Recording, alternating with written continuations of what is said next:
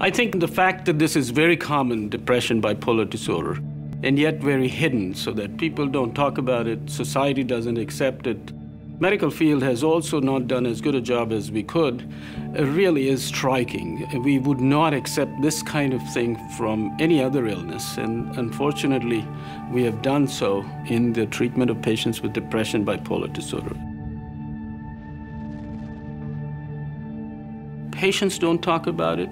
The families don't talk about it. Society used to ignore it, still does. And I think we're getting to a point where we will be able to have a much better roadmap for patients and for scientists to make the next set of advances.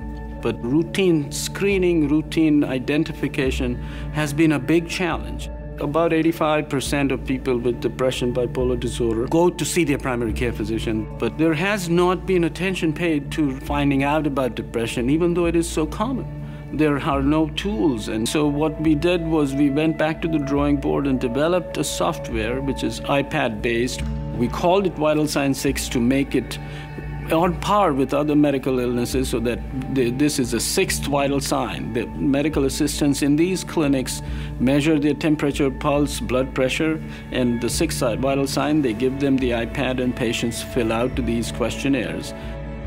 The program is also much more elaborate on the other end, and that is we provide real guidance, clinical decision support to the primary care providers so that when these patients are screened and if they do have depression, then there is a decision support that the application provides them so that they get guided through the treatment.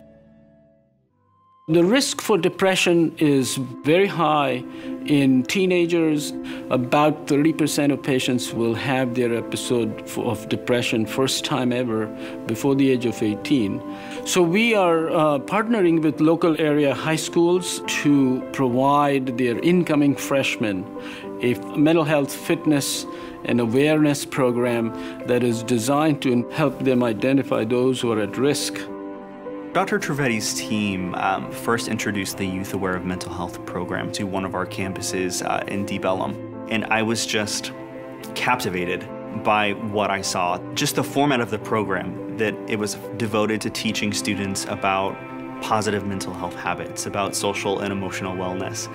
You know, we know that in today's world, there are far too many students and young people that just aren't taught to cope with the challenges that they'll face later in life. So the establishment of both these networks and primary care practices in the community, and then our network with high schools, are both very exciting.